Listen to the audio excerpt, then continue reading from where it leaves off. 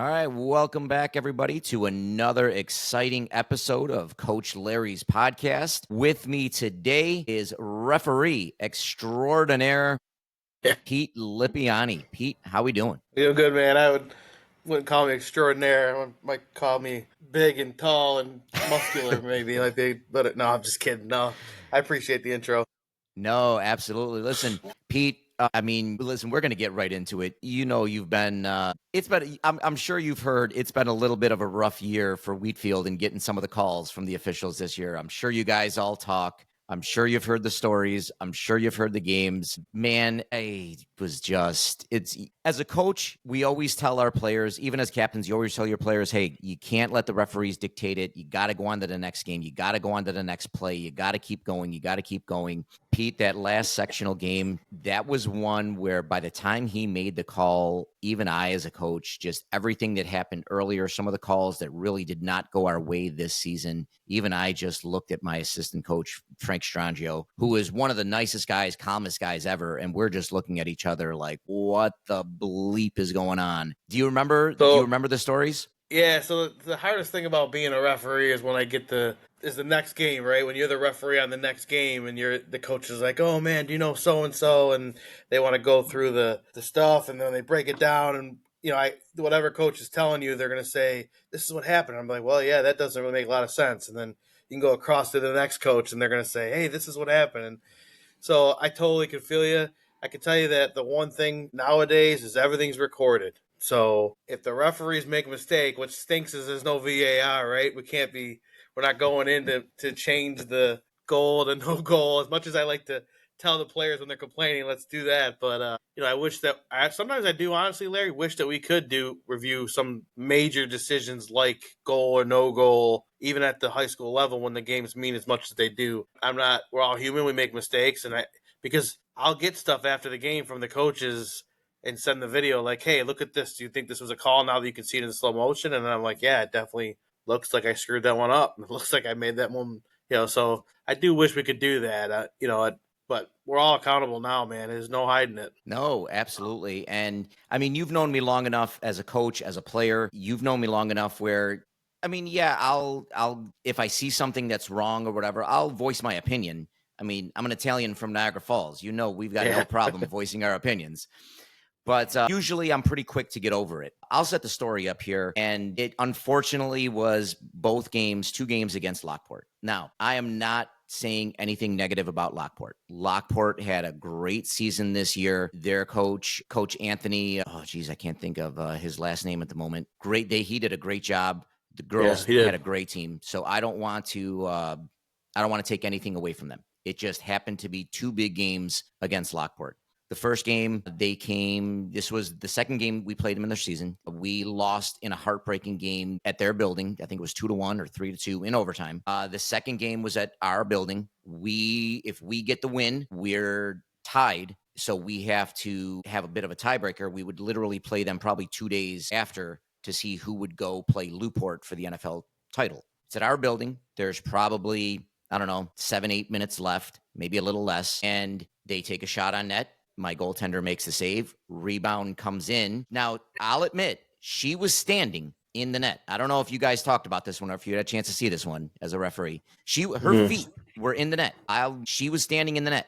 Her hands, however, were clearly out of the line. Clearly, the ball never crossed. None of the players, Lockport or my players, even reacted. Like they're all going for the ball. And as a player, if you think that ball goes in, you're at least looking at the ref like, come on, like you're getting some kind of reaction. No reaction from Lockport, from my girls we played on. Probably about, 15, 20 seconds later, whistle blows, referee calls the goal, ties it up, and Lockport ends up winning in overtime. One of just, again, taking nothing away from Lockport. It was a battle all season long against them. They are a great team, just a heartbreaking way to lose. especially to my goaltender, who was a really young goaltender. Layla did an awesome job for us this year. She made some incredible saves early in the game to really keep us up by one, and to just have her lose that way, gut punch. Yeah. So, and it gets worse. And again, let me ask you a question. Was there video of that? Were you able to see anything? there was video of it. Now again, and this is another thing, I'll fully admit, I was not at the best angle. Right after the game, actually even before the game, I had parents text me. I had my AD texting me, "Ooh, that wasn't a goal," who were right on the line. Now, you know as well as I do too, if you're an official and you're making a call like that, where should you be positioned if you're making a goal call like that? You should be down there on the goal line. Like you should got to be down there deep. I mean, you got to make sure the ball crosses the line. So that's what we always tell officials. If you're in position and you make the call, it's harder for a ref, a parent, anybody to argue with you because you're in position. If you're out of position, it's hard for you to then say, "I saw the ball go over the line." Well, how can you see it if you're not looking down the line? So you got to be in position. Thank you, Peter. That's why you're the most amazing referee ever. Well, Because it's just the and truth. I would agree. And I would agree if the referee was right down the line. Now, he was there. It's not like he was at like the 50-yard line and made the call, but Right. he was probably, if the goal line is here, he's probably about 5 yards off the ball. Still in pretty good spot. But again, if you're going to make a definitive call like that, when no other player reacted to it, you better be right down the line. Yeah. Well, and in cases like that, and I don't know who ref this game. I can't remember if I ever found out who this was, but all I could say is like you do go off the players' reactions, but if you're not 100% sure that ball went over the line, you're gonna side with no goal. I mean, you have to. It's almost like in football where you got to see the little green right with between their foot and the sideline to say they're in bounds. If you don't see that, if you don't see that little bit of green or whatever space between the goal line and the ball, say that the ball's all the way in the goal, you're going to say no goal. So, especially on a game like this, where, like I said, the stakes were so high. It's for the top of our division to play the top, which would have been Newport. Yeah. It was just, I agree. If you're not 100% sure, you have to err on the side of no goal. Yeah, I'll tell you one more thing though. A lot of people will say, "Oh, the ref just wanted to get out of there or whatever." That actually tied up the game, so it's actually the opposite, right? It forced the refs. Some people don't realize that we don't get paid extra for overtime. We're not on the clock, right? We get paid Nope. per games. Us, when we make decisions that make us go to overtime, it's not like most of the time is we make a decision and people are like, "Oh, you just want to go home. You already got paid." And that at least in this circumstance, Larry, it wasn't. It was the opposite. That. Yeah. So lucky me. Yeah. So that takes us to game number 2. Again, happens to be against Lockport. They were a very good team. No surprise that we met up with them in the sectional semifinals, Class A semifinals. Winner would go on to play Clarence in the finals. For our team, we're looking to go back to the finals to defend our title. We beat Clarence in the championship the previous game. You happen to be... I think I was the 4th official on that one. I was going to say, I know you were there, but you weren't the head guy. No, I was 4th official. You guys went to a shootout, right? Yeah, we went to a shootout, and I think we won it 3-1, 3-2, something like that. It was very close. I was 4th official because I remember I was taking the notes. And again, a very close game. Yeah, good game.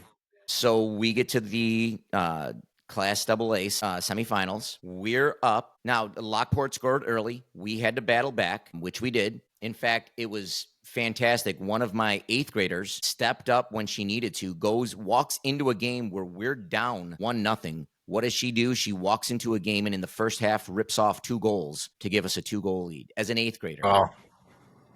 Just fantastic. Pressure on her, fantastic. So we go into the second half with a lead. Again, it's a back and forth battle. They're putting pressure on us. We're putting pressure on them. It's a classic game. Comes down to this time there was about 8 minutes left. I'll set it up first and then I'll find out. I'll tell you how I told you this a little off cam or off recording when we did it. So ball goes across to my player, Sydney. She's able to get it. She scores the goal. Now, it's not like it was a bang offsides call. She gets the ball. She dribbles in from outside the 18, shoots. So she probably had the ball for probably a good 5 to 10 seconds. Dribbles in, shoots, scores. Referee goes like this, stops the clock. I'm celebrating. We're celebrating. We're up 2 goals now. We're up, I think it was 3-1, 4-2, whatever the score was. We're up. We've got a 2-goal lead with 8 minutes left in the game. Beautiful. Where every coach wants to be. Yeah. All of a sudden, referee walks over to the linesman, has a conversation. All of a sudden, it's a no goal. No goal. He calls offsides. Now it gets better. He puts the ball down, and you can correct me on this if this should have been done or not. He puts the ball down while some of my girls are either still celebrating or still confused. Lockport basically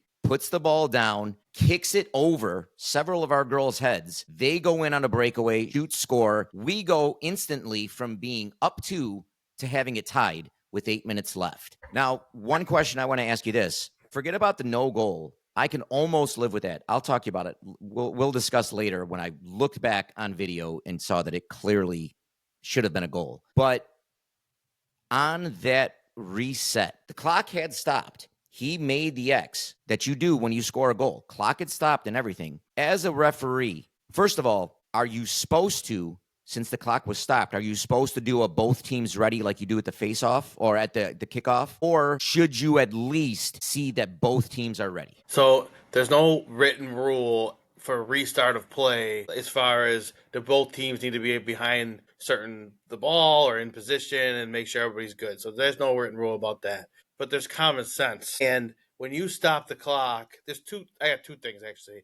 So when they stop the clock for a goal, the game stopped. Now the referee's got to restart the game with the whistle. When that play happened, did the referee's flag go up for offside? The referee's flag never went up for offsides. The So did linesman never went up. So when the ball went in, he probably didn't see it, but the mechanics for a referee, when the ball goes in the net, if it's a goal, you'll see the referee with the flag turn and run halfway up the field on the other sideline to signal to the referee it's a good goal. If it's not a good goal, they stand there. So you probably don't know that, whether or not he stood there or not. But my assumption would be that the referee on the sideline stood there because there'd be no other reason for the referee to go over and talk to him unless he called them over. That would be my assumption without seeing anything.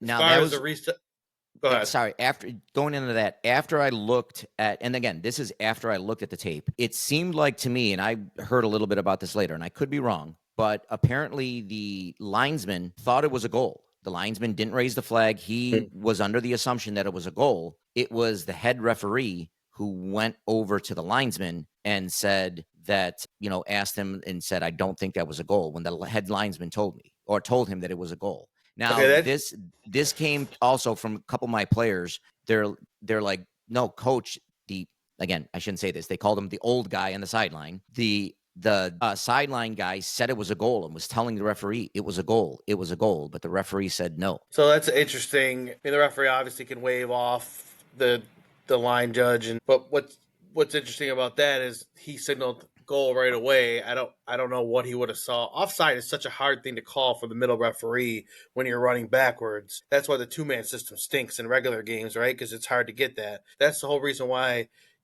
the section pays to have those 3 refs during these games that matter, is to have someone on the sideline. But that's a different thing. So that's interesting. I'm not privy to what that conversation was, but that would be an interesting thing to know about. But as far as the reset, common sense would have been, I just stopped this game, stop the clock. If he signaled for a goal, which, pointing to the center circle, if he signaled for a goal and then came back and said no goal, I would have thought that he would have waited to make sure everybody was almost in position. Like, you don't do a check like keeper ready, keeper. Like Yeah. that, even the keeper ready, that's like a courtesy. There's no written rule that says we even have to do that. We just kind of do it as a whole ceremonial. Some refs won't do it at all. So I don't know. One thing, I mean, it sucks for you. You're in a bad position. I mean, you could have come out in the field and said, I want an explanation. You could have taken that famous hat of yours and threw it around, right? That's a really sucky way to have a goal scored on you. You lose a goal, and then all of a sudden, bang, bang. And you can't blame Lockport because they're going to go, right? If I'm Lockport, I'm going to go too. I've done the same thing, especially if the referee puts the ball down and says, go ahead. Well, they should have blew a whistle, though. Was there a whistle blown? Now that I'll be honest, I can't tell one way or another. I can't tell. Again, I watched the video painfully once and replayed it again, but the audio is kind of hard to hear, so I couldn't tell if there was a whistle blown or not. Yeah. Because when the clock is stopped, you're supposed to blow the whistle to restart play. I can tell you that much. So I don't know, but not being there, I don't. Maybe they did with the commotion. You didn't hear it. Yeah, it's so tough because what are you going to do then? You'd have to. He would have had to stop as the ball was going down the field. He would have had to blow the whistle and stop it before they score. If you let that play out and Lockport scores, you can't then bring it all the way back. You just Now, can't.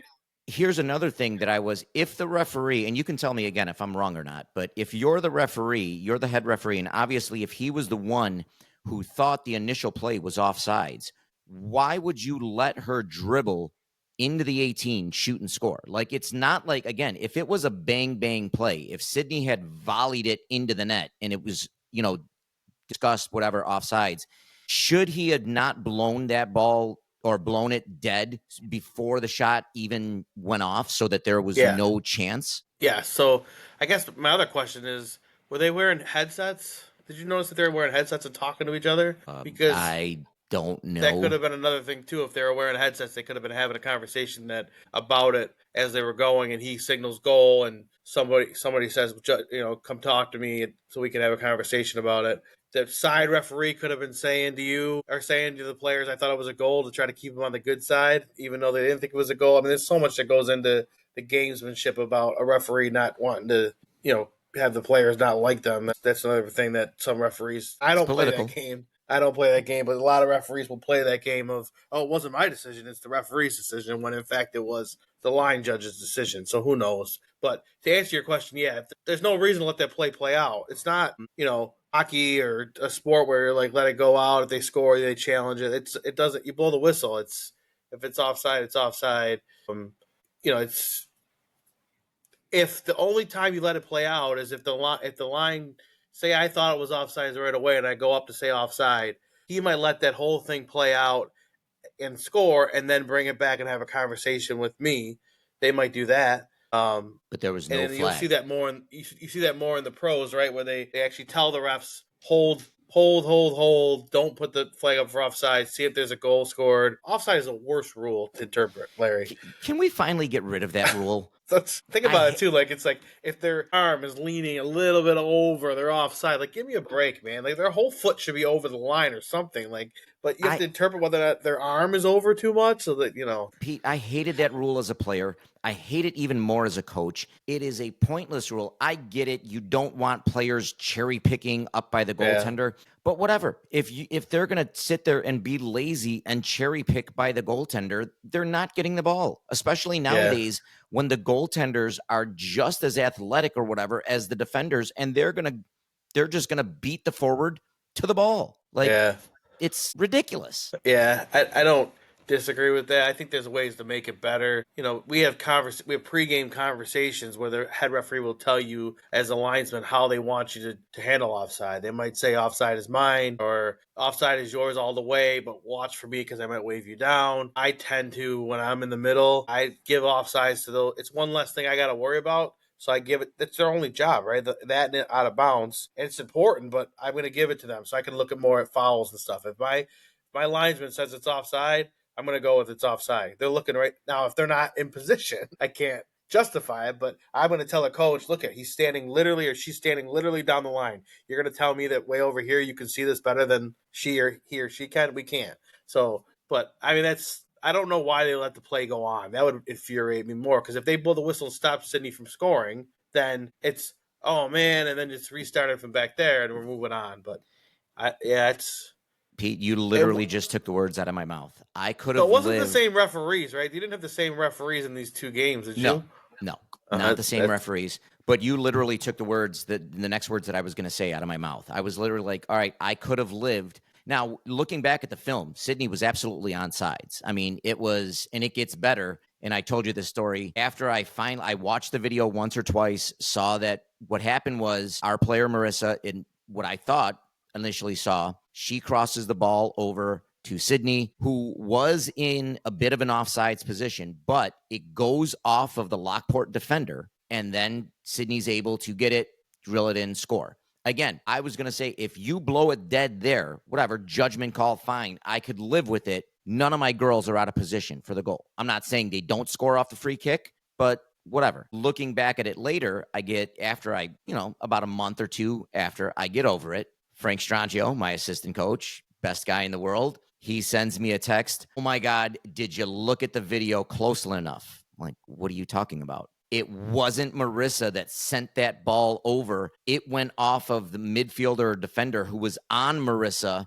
then went off of another Lockport defender, then got to Sydney. It's like reliving a car crash over and over again. So that's like even worse, right? So now the rule is if they make a deliberate play on the ball or, and it's a deflection, but they tried to play it, then it's not offside. So now the referee's got to determine was their intent to play this ball. Well, most defenders are trying to play the ball. So like what else are you trying to do? So it's like that sucks too, man. It's not easy being a referee, Larry. No, People think it is. It's not. no. The rules are I told you, I was a referee once when I was in college. I did it for 1 year. I'll never do it again. I'll never do it again. I give you guys all the credit, and I'm usually one of those guys that I might say like, hey, sir, excuse me, sir, but I'm going to let you make the call. This was just one of those years where it was just every call went against us. And again, Yeah. I don't want to be that guy because as a coach, as a player, you're in the game long enough. You have games where you're on the other side, where everything goes in your favor.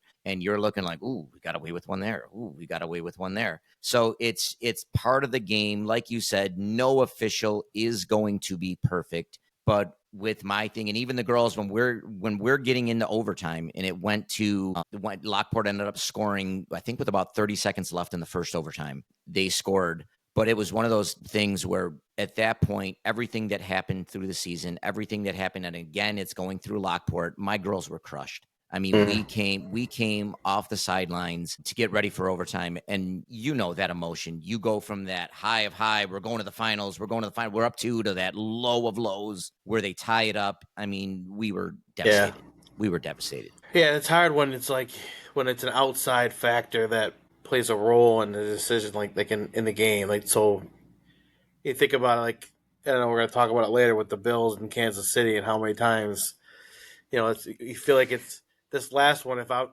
and I'm not a huge, I don't live and die by the Bills, but if I was a diehard Bills fan, I might be suing the NFL with the spot they tried to not give Josh Allen. It's like that, and it's like, well, how can you just say that play determined the whole game? Well, it had a big influence on it. So like what you're saying is, yeah, did that play cause you guys to lose the game? No, but it swayed it from up 2 goals to being tied, and now you have the emotion of the whole thing, and you are trying to figure out what happened. And there's no timeouts in soccer, right? Like that's the other thing. Like you wish you could call a timeout, regroup. Like every other sport's got timeouts. There's no timeouts in soccer. You got to Why wait is for a that? break. Why don't we I have don't know. I timeouts? don't know. Give I us don't know. one. We don't need like 37 like they got in basketball, but give us even 1.5. Give us, or just one a game. I think there should be one a game. I don't 1.5 might be too much. Is that we'd be out there, but one a game. I think that should be able to be used. But I think it's because most people know in soccer, someone just fakes an injury and that gets used as a timeout. So True. but in high school, it's not really like that, right? We're not faking. They're not usually faking injuries, but I think that's where if you had a timeout, you could have regrouped. And I think you definitely were owed an explanation from the refs. So I don't know how feasible it could have been for you to be like and you're not that person that screams their head off, but it's like you might have had to get a card or get something to come out to the field, like stand in front of the ball or something to say what But it probably was so shocking, the whole thing. It was a little shocking, and it's funny that you brought that up because my opinion was if I go on the field, I'm getting a red. Like Yeah. I thought maybe they might go straight red. Now, is that something like unusual? Like if a coach does come on the field, is that pretty much a straight red, or is that depending It on the depends on the referee? circumstances. I had a coach come out on the field this year in a boys' game, and we just gave him a yellow card. Coaches like to push the limit to see how far they're going to go. It wasn't a straight ran on the field. If a coach ran on the field and put safety in jeopardy, yeah, you're gone. He was overstepping his sideline after he'd been warned once, and finally he didn't like the explanation he was being given. He wanted my time and came right kind of out on the field, and that was wait till halftime, coach, of the time. And this is a coach that knows the referees very well and is probably knows the rules better than most referees, and he coaches on the boys' side of things. So he knows how to push the limits, but he still deal with the same thing, and it didn't matter if it was him or anybody else. But had you run out on the field in that circumstances, could you have gotten a red? Yeah, I mean they definitely could have been safety. They could have killed the game. They could have been like safety, whatever. But I just think you go from scoring a goal, like let me get an explanation.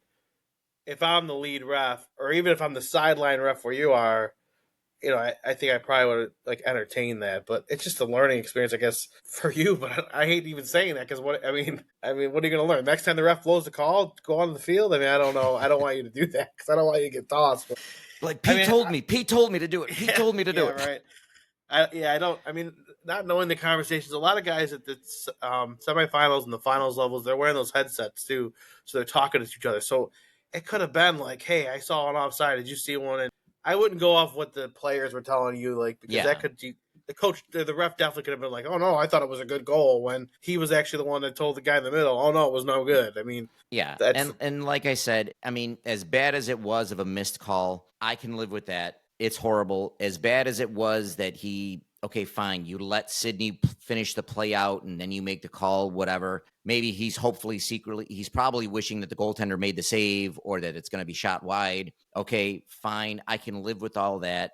But you know what? It was clearly visible that my girls had no idea what was going on, and you're yeah, going to do a quick start. And Chris Durr was there, Clarence mm. assistant coach.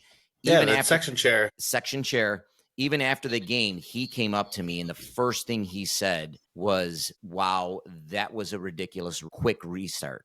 Mm. There were two coaches from NCCC, the girls' programs, watching the game. They came up to me. I can't believe how fast that restart was. So that was, again, both of them, all three of them thought that it was a good goal. I won't go into that. But the biggest thing was, like you said, either give me an explanation. I know you don't have to do it, but at least it's such a big point in such a big game. At least look around and say, all right, everybody ready? Like, we're going to restart in, 5 seconds or whatever. Yeah, on my Don't whistle. We're going on my whistle. We're good. Everybody's going. We're going. At least that way, there's a.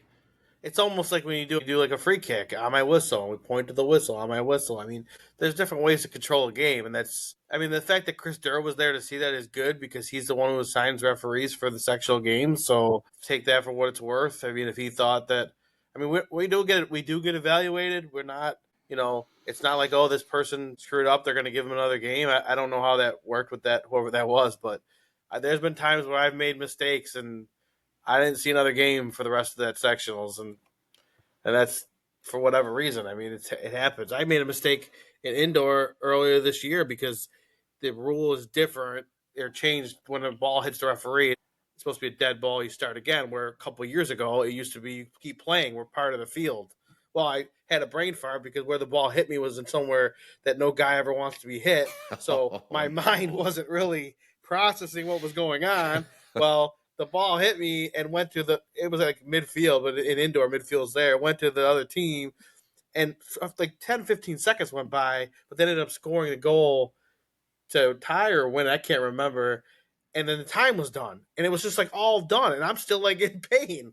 And what I should have done, Larry, was brought it back. Who cares about the clock? It's 20 seconds. I can count it down or whatever. But it was almost like, it was just chaos, and I wasn't in good place. It wasn't a playoff game. It wasn't a big deal. But I got the comments like, "Oh, well, the refs don't care. They already got paid." I do care. Like I feel bad about that. After you think about it, it's like you do care. Like people are putting a lot of times going into this and investing in this. Like we don't get paid a lot of money for these games. None of us are doing this for the money. I mean, the money is nice. I'm not saying it's not, but we do it because we want to stay involved in the game. We like soccer, and I genuinely enjoy the game, and especially at that level. When you get to the higher you go up, the sectional games, the semifinals, even being the fourth official on you talking about that game, like that's exciting for me. Like I always tell my wife, like if she doesn't get it, but I got sectional games and the championship games, the crossover championship games, and she goes, "Oh, are you the guy with the flag?" Well, no, no, no, I'm not. I don't have the flag this time. Like she thinks it's so funny to go like this with the flag, but so, anyways, we are invested more than people think, and it does matter to us. I think it's one of those things where it's like, oh, it doesn't matter to you. Like it does. Most of us. I won't speak for everybody, but I mean, it's not. We're not out here just to like, oh, what team can I screw over today? I mean, I'd like what I do wish, and this is something that is a referee unit, so it's good for you as a coach to know. We're trying to do more of like film studies. Could that be a learning experience to get that tape and send it around and say, hey, what do you guys see here? The problem is you got to be thick skinned as a referee because your stuff's going to get ripped, right? But the younger generation, like me and other people, are saying we want to learn. So if you show my whole game film and I sucked half the film, fine, let's learn from it. Let me So we're trying to do that. It's a process. The referee unit is like cracking the mafia. Yeah, no, pretty much. Pete, I like how you threw in there the younger generation like me. And Brother, I'm you're not what? even young. But I'm not I was even gonna young say, anymore. you're what? You're about a year or two. I'm 44. You're what, like 1 or 2 years younger I'll than be. me? I'm gonna be 42 next week. Okay. Yeah. So yeah, Listen, we're not younger. brother, we ain't young. Yeah, Larry, you've seen some. We've seen some of the referees. I'm still the younger generation. Ooh. I'm probably the middle generation in the unit. But the young, I'll tell you what, the referees have been around a long time. They have a lot of knowledge. They know a lot of the games. And there's ones that can run circles around me, which most people can anyways, but can run circles around me, and they know the game inside and out. And I would take them as a referee any day over some younger people. So I don't mean that in a bad way at Oh all. no. No, Yeah, there are, and I'm glad you said it because there are some officials that are in their, 60s, 70s. Some of them might even be in their 80s at this point that are still with it, that still call a very good game. Like you said, that are still hold position and can keep up with the game. And then though on the other side, there are some that, the game has kind of passed them by probably, 5, 6 years ago. But then yeah, again, you've got some on the younger side that they come in thinking that they know everything, that they're this, they're very arrogant. A lot of them seem to really miss a lot of calls. And then if you tell them something, they just look at you like, how dare you even speak to me? But then again, yeah. you also have a lot of younger ones there or some younger ones that come in and you can tell this guy's, I hope you stay around for 20, 30 years because this guy's got it. Yeah, yeah. I think one of the things you could do, I've been trying to teach people that I work with in my real job that have kids that play soccer is get them to join the referee unit that does summer soccer. So like you can be 15, 16 years old and you can start refing U10-year olds. And encourage them to do that because if they learn the rules, they might not stick with refereeing forever, but if they learn the rules, it makes them better players. And then when they're on the field, they know the rules, so they know how to push the rules. And so I've gotten a couple to do that, and that's been good. I wish I would have did that as a player. I didn't know. I thought I knew every rule. I didn't know the rules until you take So that was one thing I wish I would have done when I played was refereed. You mean Pete? You were like me as a player, where I knew everything. I knew the law of soccer. After a while, you'll get somebody who comes up like, "No, you are wrong. What the hell are you Yeah. talking about?" Yeah, I get that all the time. Even now, when I'm supposed to know the rules, I still carry a rule book in my.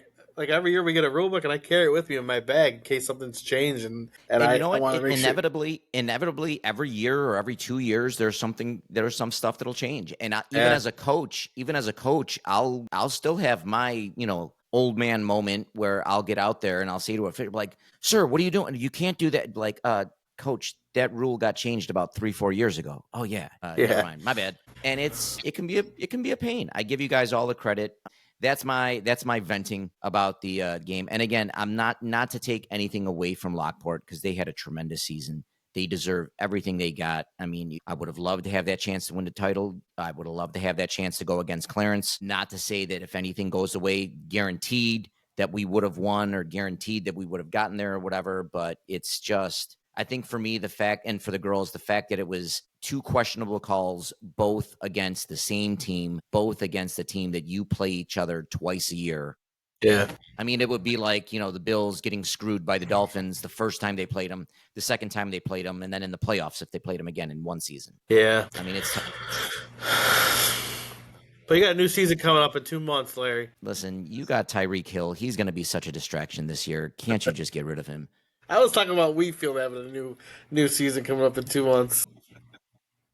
We got it coming up. I mean, it is. It's coming up right around the corner. It's coming up fast. It always Yeah. does. Now, Pete, have you ever? I know you do a great job with refereeing. Have you ever thought about getting into the coaching game? So actually, yeah, I'd like to at some point when I'm done with my real career, and I'm in law enforcement, so I can retire younger than most people can.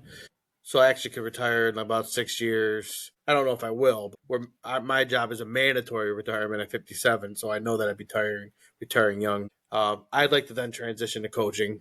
Right now, I can't really do it because the work schedule, getting out every day, and you guys have practice at 3:30, 4 o'clock. Like it'd be difficult to do that. But once I retire, I think one of the things I always said I wanted to do was maybe substitute teach somewhere, and then maybe assistant coach or coach a team or something like that with soccer. Yeah, I would like I to was do gonna that. say because, and I think you'd be great. I mean, obviously you have the knowledge from a player, both in high school and at the collegiate level. You have the knowledge coming in as a referee, a long-term referee. I mean, I Yeah, think the natural progression would be into coaching.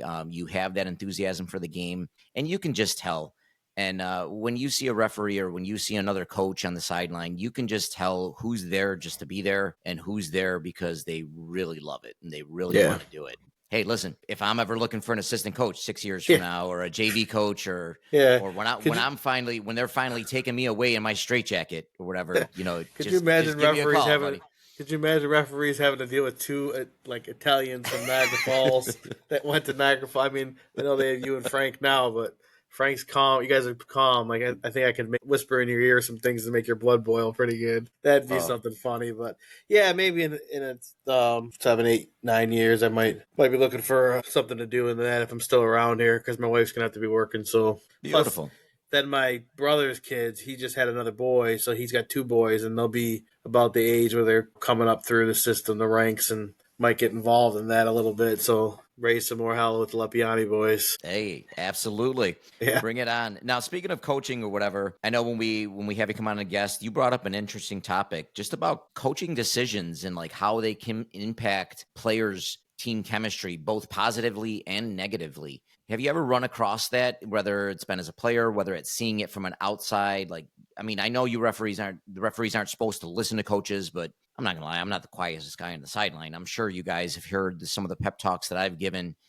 Have you come across that as both a player or a referee where you can see a coaching impact has drastically changed that team's culture one way or another, up or down? yeah. So I've seen it both ways. I've seen it personally in my own life, which I could talk about a little bit, but also with as a referee when you see a team that's falling or failing or every year after year doesn't get better, but it's the same coach that's in there, and you see that they're not really coaching the players or somebody's doing something that's not appropriate instead of like pulling them aside and actually coaching them and teaching them and caring about them.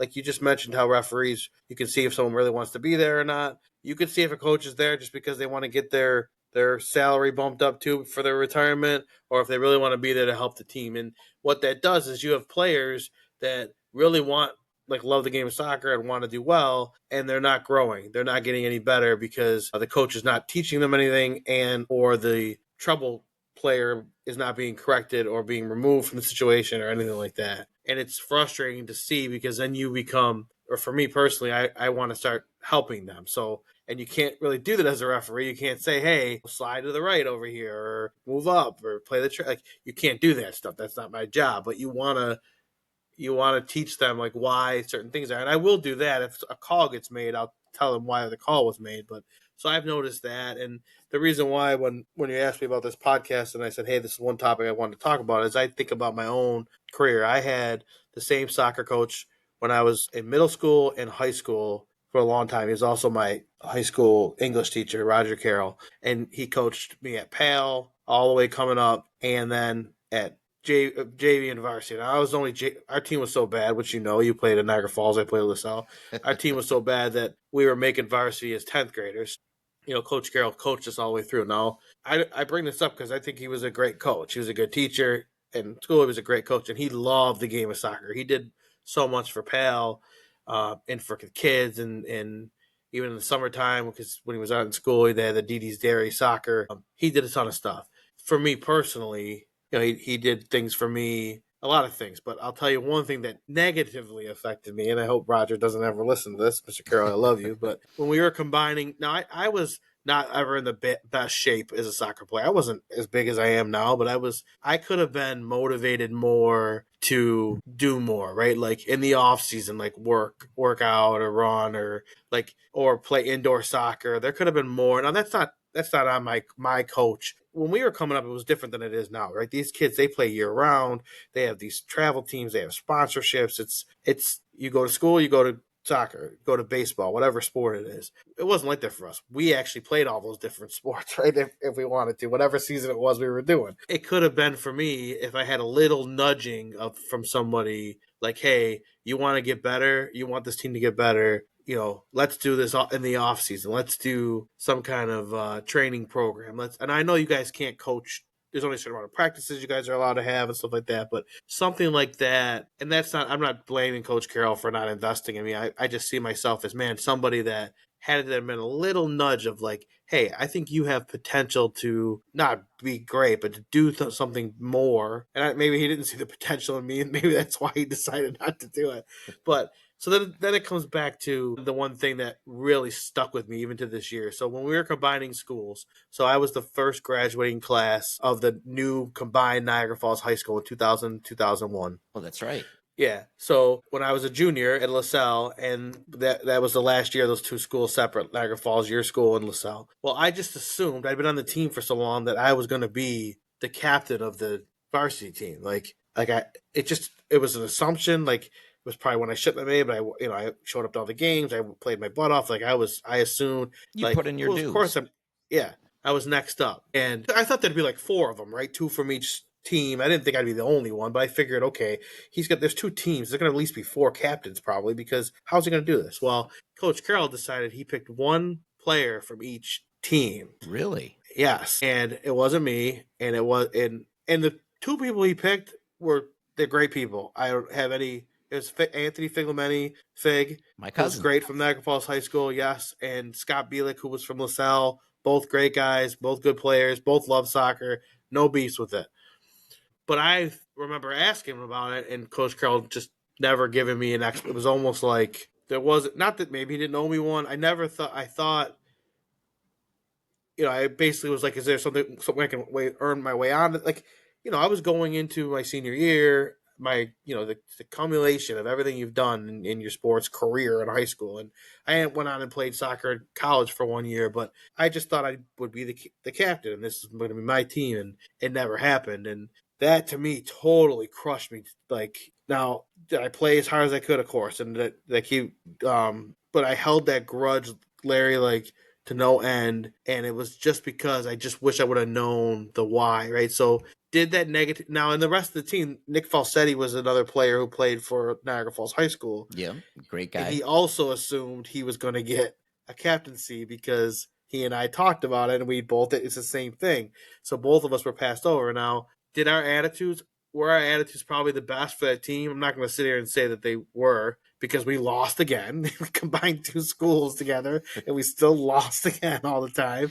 I think we won one or two games maybe, which is good, but so my attitude going into that whole year was just negative. It was a negative attitude. It was like this, and maybe that's why he didn't pick me to begin with, because maybe he wanted to see what my resiliency was going to be. And so I remember writing an English essay, because he was my English teacher too, and basically writing about this captaincy without using the word soccer captaincy, like had like a metaphor for it. And I don't know if he got the message or not, but I basically was like, can you hear me? Can you? So I say that to you, like, coaches. Now, listen, I'm 42. That was 17, 18 years. So that's 25 years ago.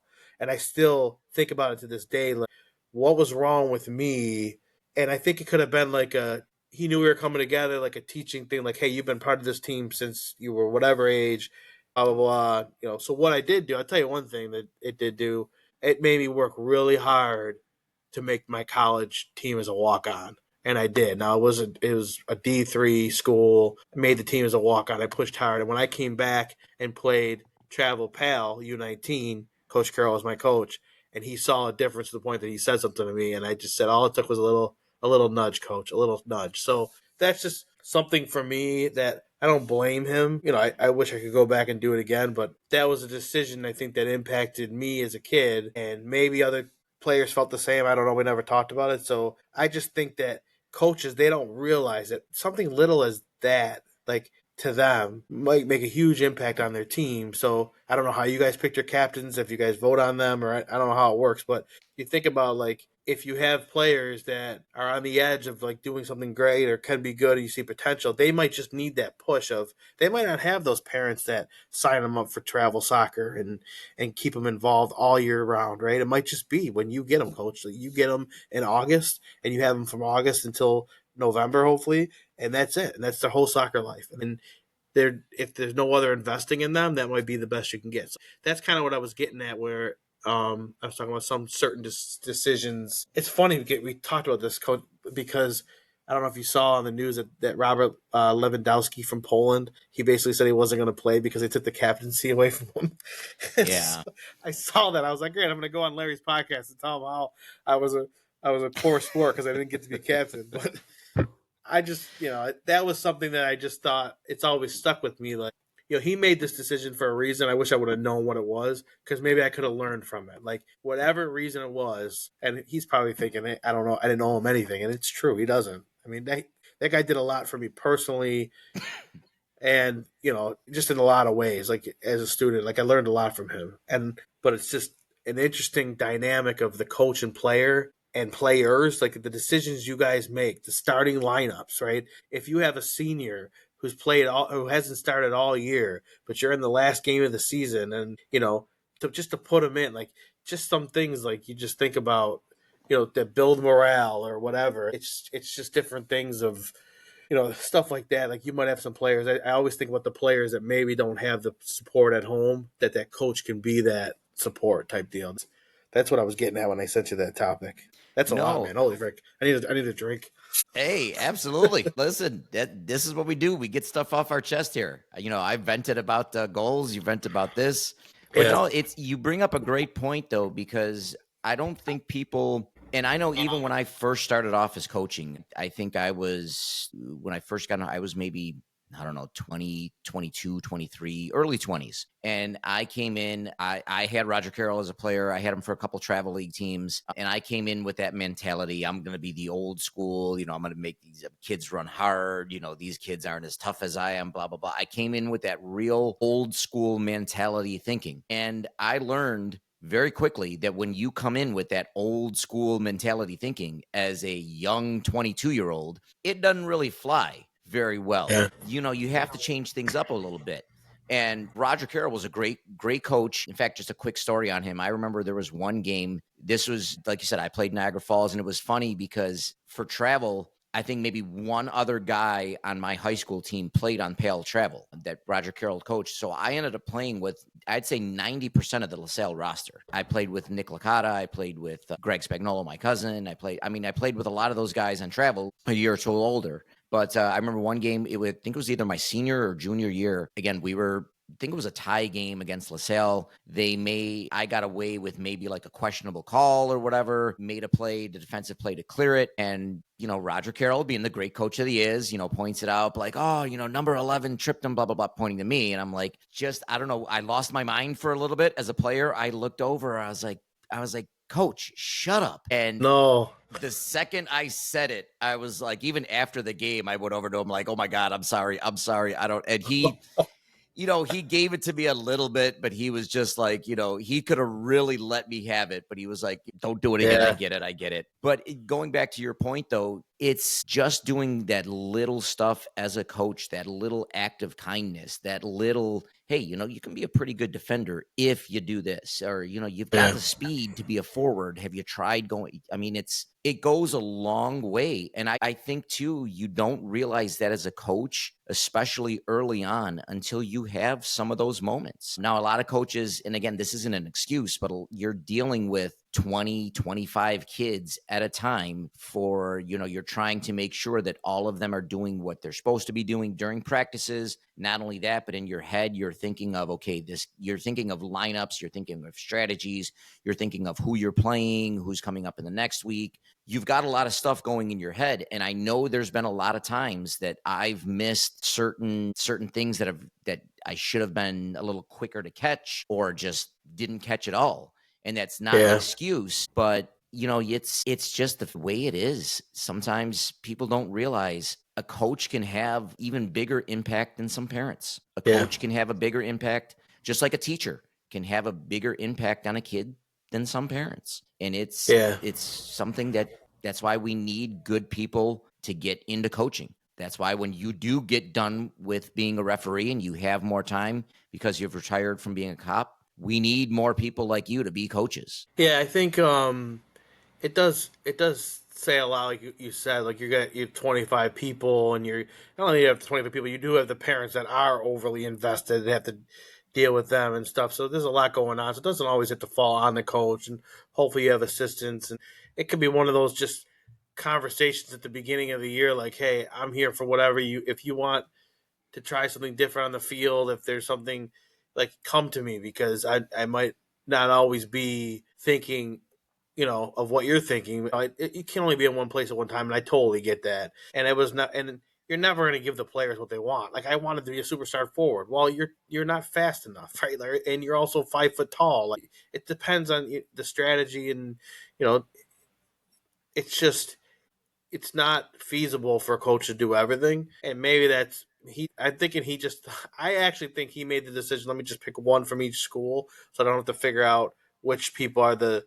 Because he was combining schools, and in all reality, Steve Mulaney probably should have been our captain anyways. He was our best player. He was, our all-world goalie. So I mean, he could have easily just did that. But I think, in general, it's just like the decisions you guys make. I don't like to. They might be so small on the scale of all the stuff that you're doing, but to that one kid, that's like, think about it. It's literally has stuck with me my whole life. Like, Oh I was yeah. not captain of the high school team. Like, what? Like, what? But then again, it's like, well, now as an adult, you can look back and say, well, why? Like, it's, well, probably because you didn't. Who knows? There's going to be stuff you could do, but it's an interesting position that coaches are in. You guys spend more time with them during the short season that you have than their parents probably do. I mean, their parents get them home, they do some homework or dinner, and they go to bed. Like, you guys are spending at least 2 hours, on the field conversations, and the bus rides. I mean, the bus rides back and forth. I mean, there's just stuff. So I just find it interesting, and just in decisions in general. Back to the referee part too that you asked me about, I do see that a lot.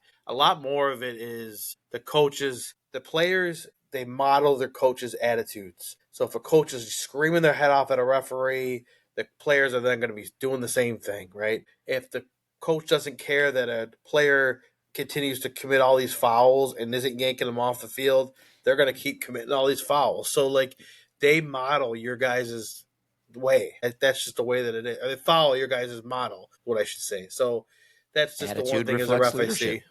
So Yeah. that's the definitely thing that I see with decisions with coaches on the field. As far as like strategy decisions and stuff like that. I mean, I've seen high school coaches try to do a trap and realize that if your referee is not in the position to call a trap, you're going to get burned for goals all the time. Or Every in single your time. instance, like, but I'm just saying, like, you got to remember, most of the time it's a 2-man system on that field, and a 2-man system. And I'm not making excuses for referees, but it's hard to see the offside on a trap in a 2-man system, because if I'm cheating all the way back to stay with that last defender, and now I got to get, would you rather get your player getting whacked in the middle of the field? I think you would. Um, so that's a strategy decision that I've seen sometimes, or like shadowing the best player on the field, right? Double teaming that best player. I've seen that sometimes impact how much coaches will draw up plays or say get the ball to number 10. Like, well, coach, she's triple team. I don't care. Get it to 10. Like, that shows that the coach doesn't That have you any don't know what you're confidence doing. in the other players either, right? Well, okay, if it was me, all right, you're going to shadow my best player number 10 3, or 3 players on her, or 2 players on her. I'm going to be all day. These other forwards and midfielders are going to be scoring all these goals. You got to figure out, like you said, they don't know what they're doing. You got to figure out ways to make the offense more effective that way. That use it to your advantage. But I see that all the time. It's just interesting because I can't say anything. You got to just kind of keep your mouth shut. But you guys have a lot of impact, man, on players, on more than you think. Oh no, it's a huge responsibility. And again, there's been times that you just, like you said, you just kind of drop the ball. But one thing that I do tell my kids every single season, like, listen, if you have a problem with anything that I'm doing, whether it's in practice, whether it's in games, whether it's strategy, whatever it is, come to me. We'll talk about it. Don't come to me during practice when everybody else is running a lap so that you can get out of your running. yeah, Come, which, hey, we've both done that at yeah, times. yeah, yeah.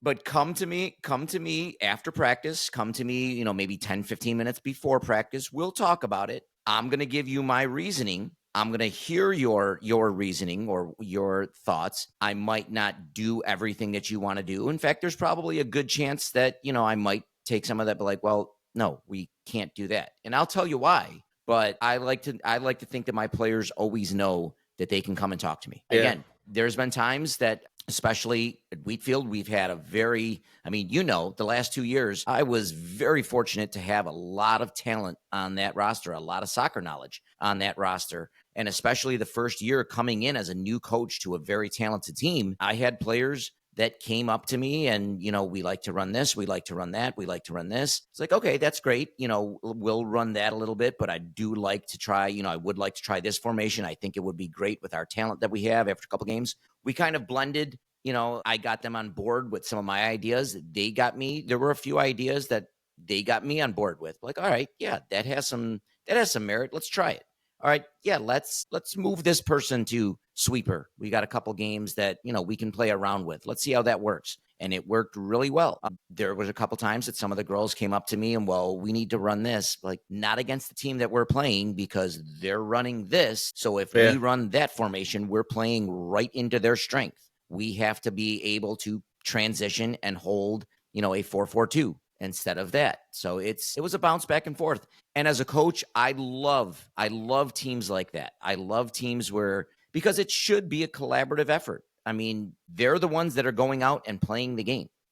As a coach, they're the ones that are going out. They're the ones that are busting their butt. They're the ones that are making sure that everything they've got to have confidence to do everything that they need to do on the field. And if, as a coach, if you're like, no, we're only playing the 4-4-2, we're only playing the offsides trap, we're only setting up a stopper sweeper, if you come in and say you're only doing this, you're only going to look for trouble, and it's going to catch up with you. They need buy-in too, right? So if they understand why you're running something or why you're doing something, and you've explained it to them, they're more likely to like, oh yeah, that makes sense. Of course I'm going to do that, and they're going to do it. If it's more that than it's I told you to do this, or we're going to do, they're less likely to be enthusiastic about doing it because they don't. It's not going to work, coach. Fine, we'll do this, right? Yeah, absolutely. And you just, by simply explaining it and going into, I guess you'd call it the new style of coaching or the newer method, I call it being a player's coach by just telling them, hey, we're running this. This is why we're running it. Let's do it. You're right. They do have that. Okay, let's do it. But if I was that old school mentality, like we're doing this because I said we're doing this, and if you don't want to do it, you can go play for another team or you can go sit on the bench. Not only did you lose that girl for the season or that boy for the season, you lost any athlete that heard you say that to them. Yeah, for sure. Yeah, Coaching's come a long way, Pete. It's come a long way. It has for sure. It has for sure.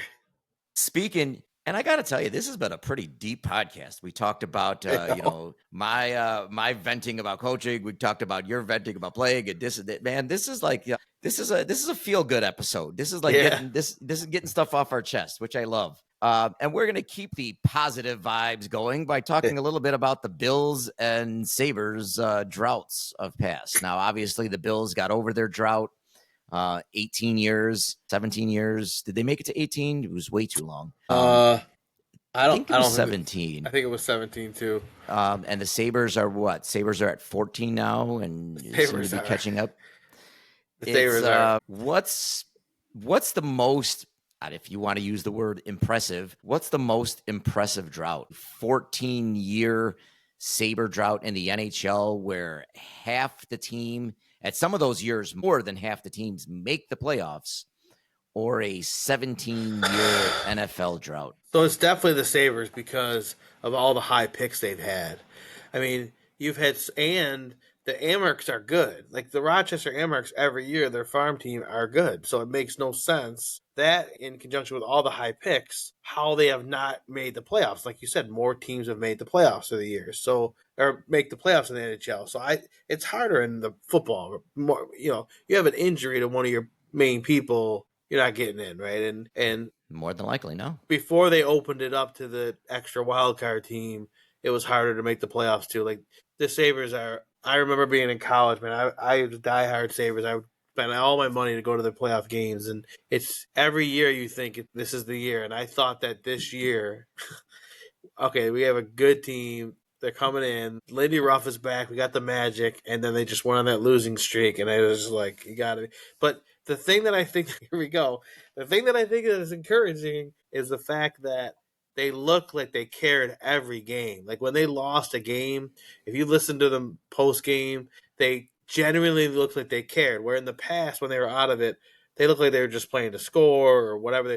The players look, I think, just as confused as the fans. Like, how is this happening? Like, I think they buy into Lindy Ruff, even though he's, a different strategist or whatever. But I think that they generally don't understand why it's continuing to happen to them. And I couldn't even give you an answer. I'm hoping next year's different. But I would say hockey, because of how many high draft picks in football, the Bills haven't had a lot of high draft picks, even when they were No. in that drought, right? So they were just kind of mediocre or barely missing or whatever. But the Bills are in a bigger problem because they got a window that's so small right now. And I don't know. Now, last year, nobody was picking them and they did well. This year, everybody's picking them to do well. And that's when usually it's not good. Yeah. I mean, I agree. I think the Sabres drought is way more impressive, improbable that it has happened, that it hasn't been broken. Again, we're not talking about winning the Stanley Cup. We're talking about in 14 years, you didn't manage to just Yeah. accidentally back into the playoffs. And especially with the high draft picks, I mean, you had Eichel at number 2, you had Reinhart, who was the number 2 overall pick. You have Owen Power, who was number 1. Was he the number 1 No, pick? Or was he another number 2? Then you Darlene had was one. Darlene was a number 1. I I thought don't think. Power was a number 1 as well. Could be, but either way, I a thought very he high was. pick. Yeah, he was 1 or 2. You lose Uh, track because they're all so high. yeah, They're and all. it's just ridiculous. Whereas the Bills, I think the highest pick they had during their draft, I think, was when they went number 3 overall and picked Marcel Darius that one year. That was the Yeah, Von and Miller draft. didn't they trade up for Sammy Watkins? How high was he? They did. They trade up. I think he was number 4. He was That's pretty right. high. That was so They traded up for stupid. him, and I was so disappointed because that was the Khalil Mack year. And when they made that trade up, I'm like, all right, they jumped ahead. They're going to there's our big linebacker. There's our Cornelius Bennett for the future. And you Yeah, get Sammy Watkins, I guess a decent player. I guess you can call him a bust for as high as he went, but that was before you had a quarterback. Who are you going to yeah. get to throw him the ball? That You didn't have anybody. What are you that's the doing? thing. You can't trade up and get a wide receiver when me and you are throwing him the ball. So Yeah. I yeah, mean, at that year, I think we had who did we have? I mean, it I was don't it was nobody memorable. It wasn't even no. like it was a Tyrod Taylor. Like they I had don't even nobody. think, and it wasn't Fitzpatrick either. It wasn't even a Fitzpatrick. It was if you had Josh Allen, like if they were to make that move this year and you go up and trade, or even Yeah, last year if you go up and trade for a Marvin Harrison Jr., cool. yeah, but You paid instead they traded back for Keon Coleman and let the Kansas City get the speedster. Like it get doesn't make Worthy. any sense Yep, to me. I don't that makes no sense to me. And it's not that I we don't agree. know about Coleman yet. We have no idea. I have this argument with my buddy all the time. Like he loves Bean to death, and Bean does find really good players in the draft, but his high picks have not been good. Like Kincaid, he went and got Kincaid, and they already had Knox. Like, what was the point of that? 100%. Especially, not only did they have Knox, but you just gave him a big contract. Yeah, Like, what are you doing? they thought they were going to go to that 2 tight end system that the Patriots used to run with Gronkowski and Hernandez, and I think that it didn't work out because Knox got hurt. I think a little bit, right? He got banged up. Knox got hurt, banged up, but still, you can't. I mean, you did. And didn't they also pass over Laporta? Like, wasn't Laporta still on the board? I don't. I looked at that. I don't think he was. Maybe he was because Laporta was a second round pick. So maybe they did. Oh, Maybe they Laporta, what? did. That's right. He was a second round pick. I think he was a second round. I think he was an early second round pick. Yeah, I'd have to look at it because when I had this conversation, I pulled it up with this argument because my buddy loves Brandon Bean. What do you think about the Bills going to be on Hard Knocks? I hate it. I hate it. I hate it.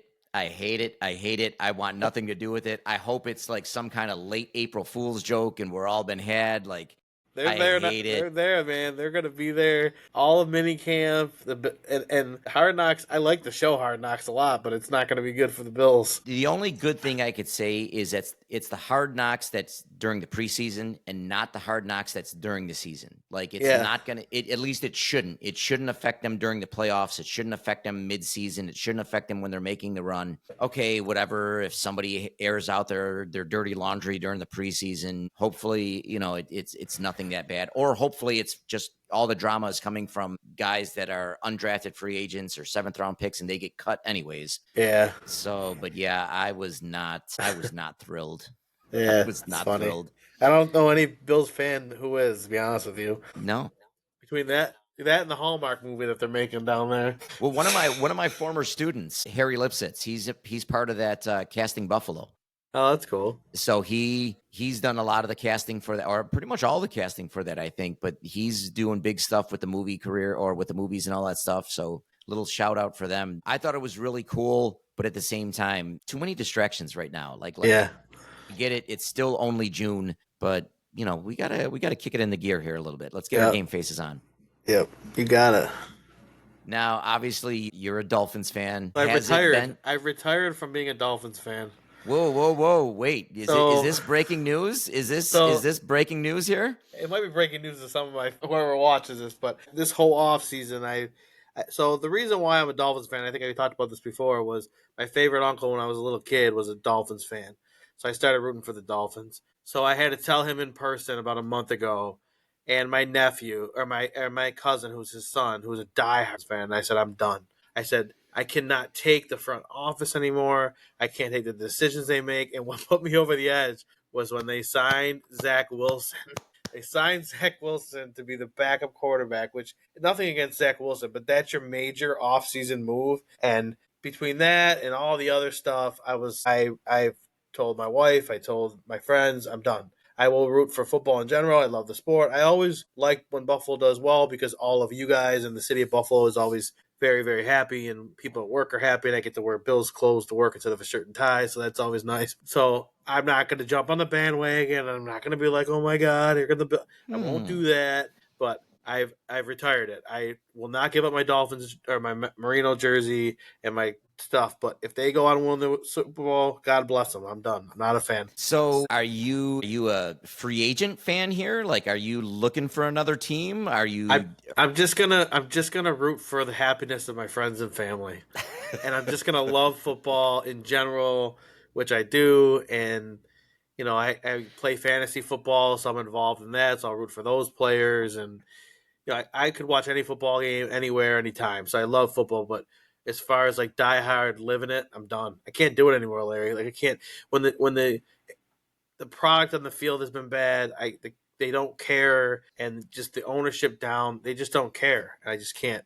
I can't do it anymore. I can't invest anymore. I gotta grab my plug real quick. Is that okay? Absolutely. While you I go, can still talk to you, so keep talking. But yeah, that's where I'm at with the Dolphins. Keep no, talking. absolutely. And Petey, I was just going to say the same thing too. I mean, there were a lot of times on that drought where questionable moves by the front office, questionable moves by general managers, by coaches, by players that they brought in or didn't bring in. I mean, there were a lot of moments where I'm like, okay, I can't do this no more. Like, all I'm doing is just watching a game, getting mad, and then my whole weekend shot, like the Sunday shot the rest. And then what do you do? By you watch the Bills, they lose another game that they should have won. You're ticked off about it Sunday. By Monday, you're going into work and you got to relive it because other people are telling you how ticked off and you're telling you how ticked off.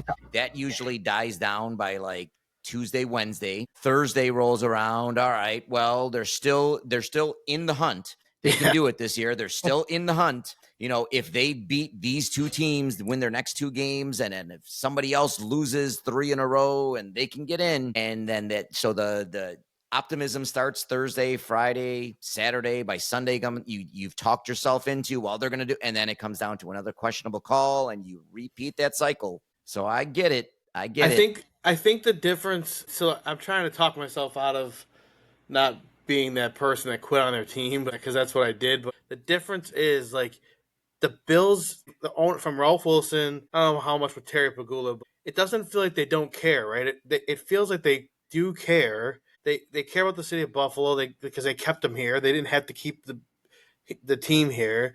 So I think that's the one thing. Like your fan base is you. Like die hard.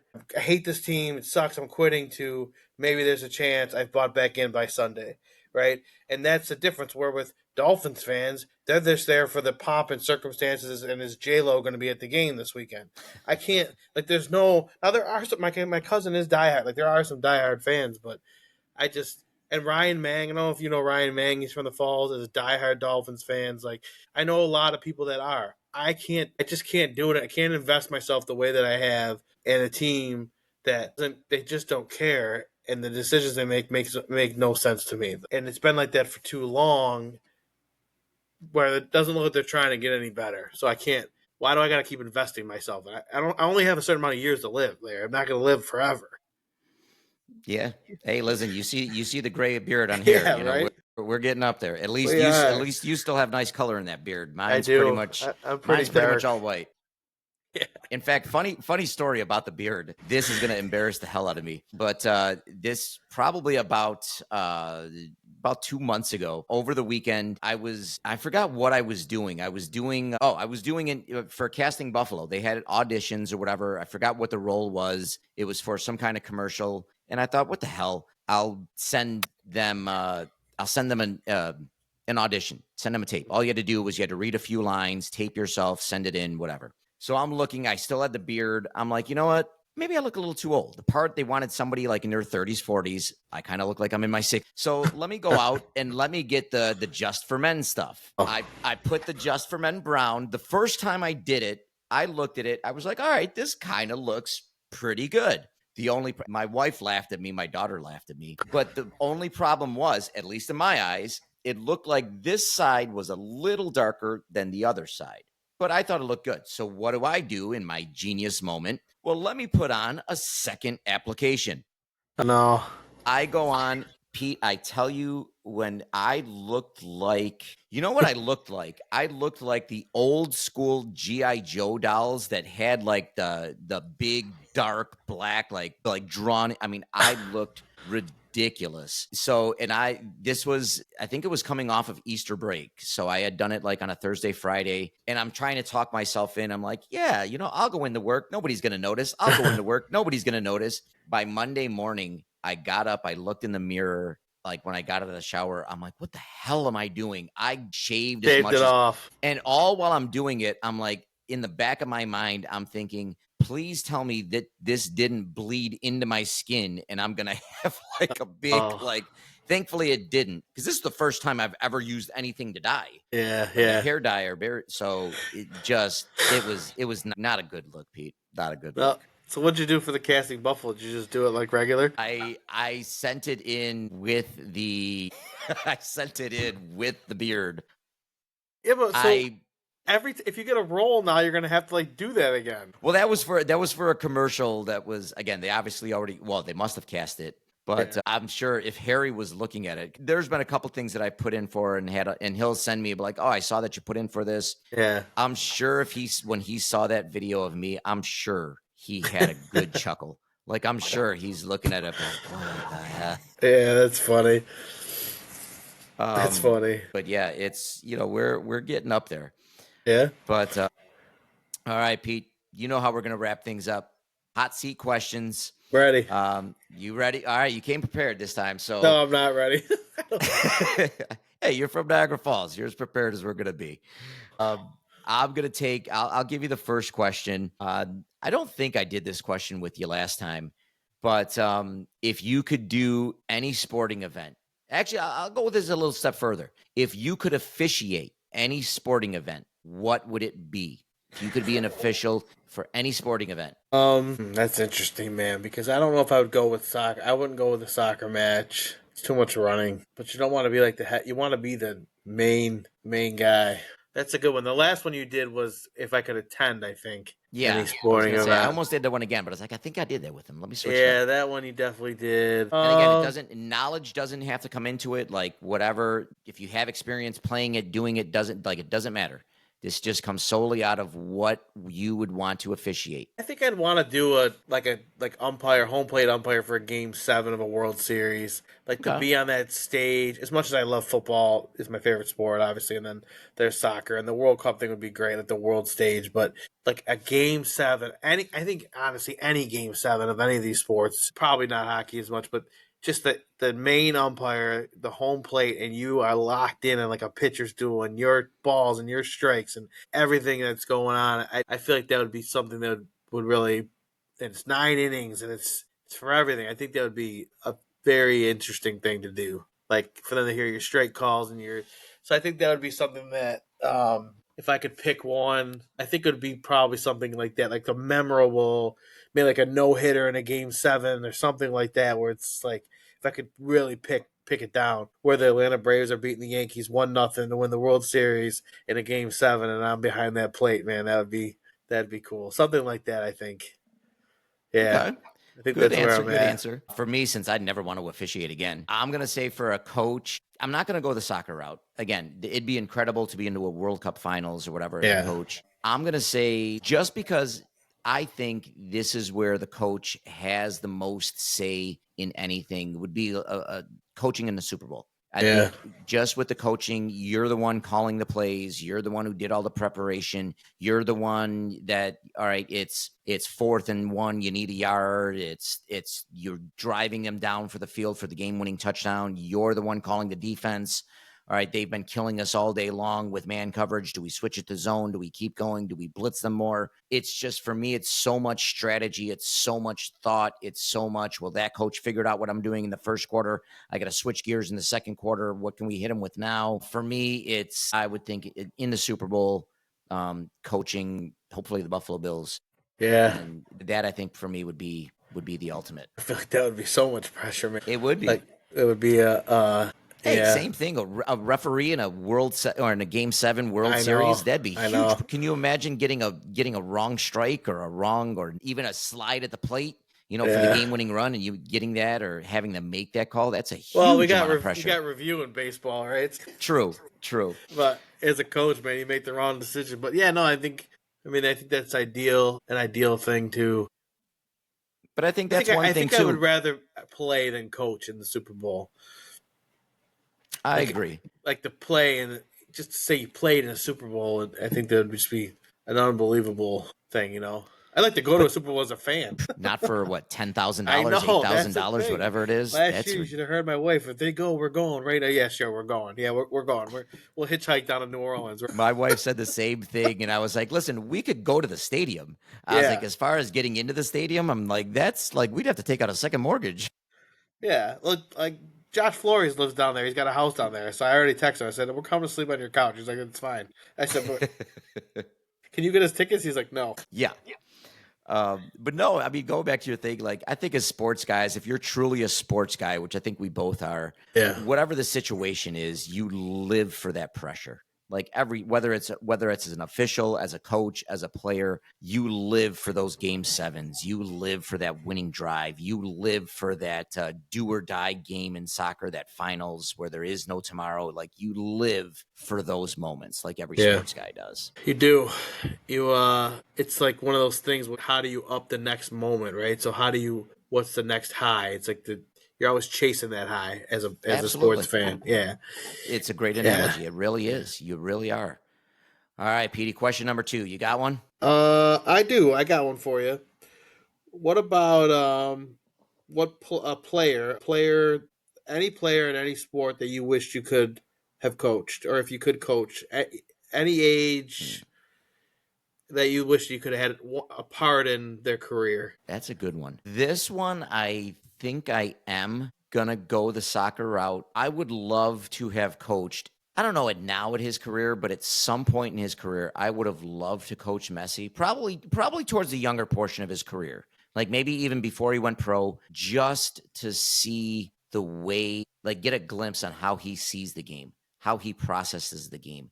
Cause I think honestly, he's just a soccer genius. The Mm-hmm. way he plays, the way he gets others to play, the way he just everything that he does on a pitch is just amazing. So just to be a coach at any point in his career, but I think for me, especially like at a younger point in his career, maybe as like a 10, 11, 12-year old, something like that, just to see like the prodigy side of it, where as a coach, you're just looking at it like you're like, oh my God, this kid is 12 years old and he's doing stuff at like that most 20 and 30-year-olds don't know or don't think that way or whatever. So for me, I think that at any point of his career, it'd be great to be his coach. But I think at like a younger, say like 11, 12, 13-year-old Messi, to see Yeah. in part of his development, that would be for me. How about you? Yeah. See, for me, and that's a great answer because he is an unbelievable player still. It's unbelievable the stuff he can do. I would go with Tiger Woods, man.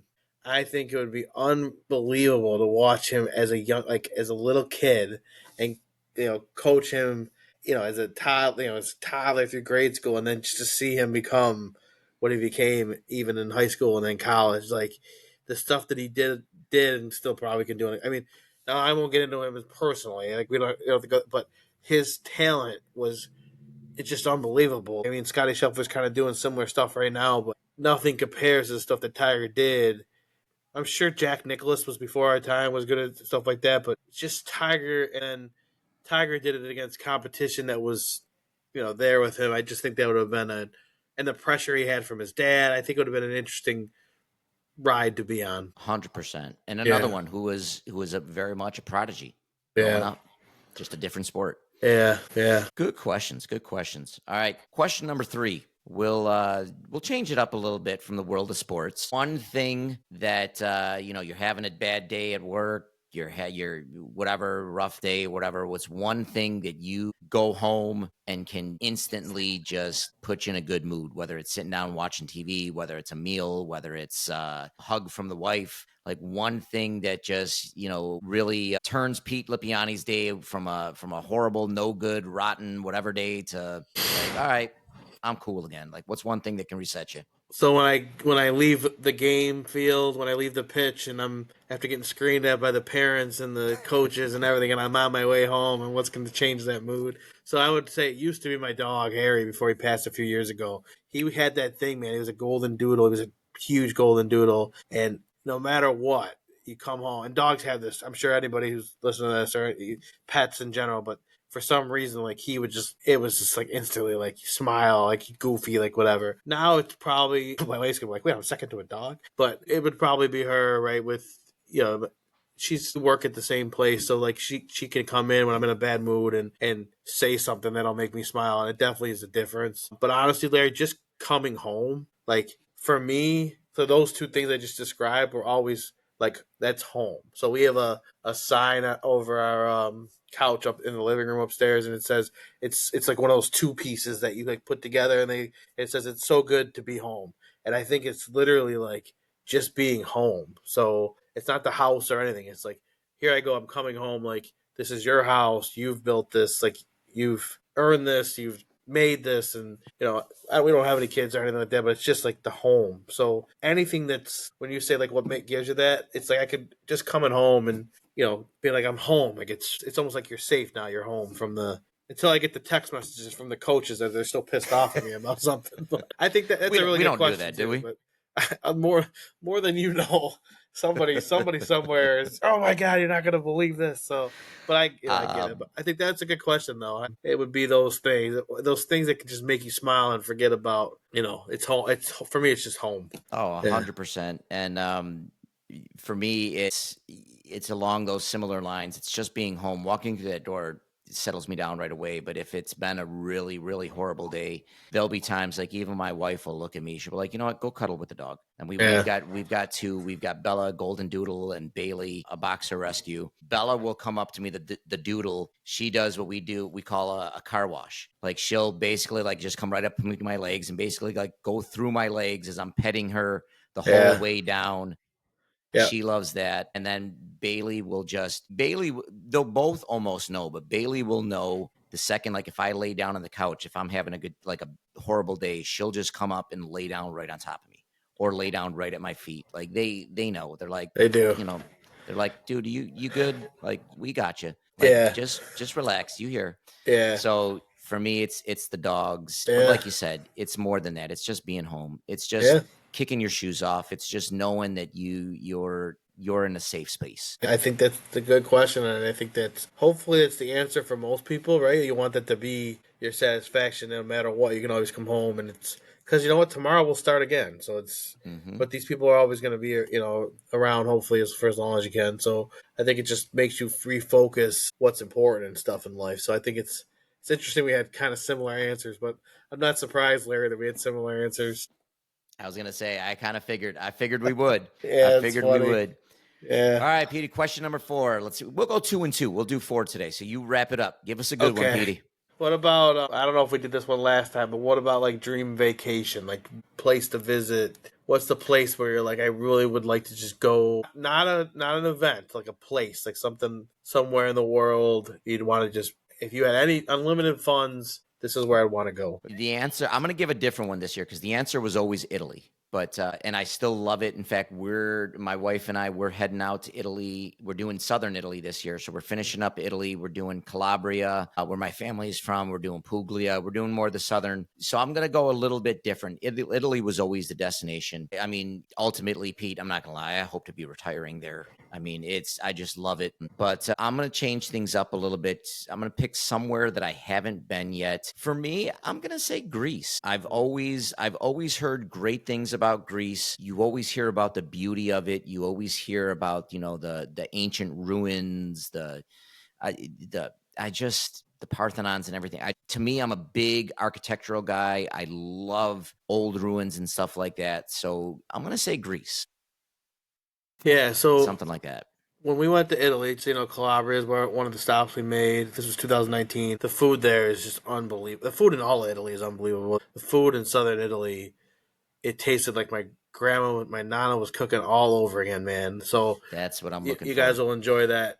And we're hoping to do Greece. I haven't done Greece, but we're hoping to do a Greek cruise next year. I like to travel with my mom. It's funny because me and my wife and my mom will travel, and we've been to like Iceland together, and she came to Alaska, and she's a great person to travel with, so it's funny. But for me, I want to fly out to Oregon, rent a car, and drive through like Oregon and Montana and Idaho and Wyoming, and do those states that are like the states where there's not a lot going on, and just see the United States, that portion of the United States, the Northwest or whatever you want to call it, and just see it. Like if I had to pick somewhere to go to live, I'd go to Maui because it's legit paradise. Just I've been there once, and the oceans are unbelievable. But I feel like there's so much of the United States, being that we're East Coast guys, that we just miss out on, right? Like Yeah, very even true. if you've been to like the Florida, you've been to different places, and we've been to a lot of states because it's just her and I. But that portion up there, that I just feel like there's got to be so much up there that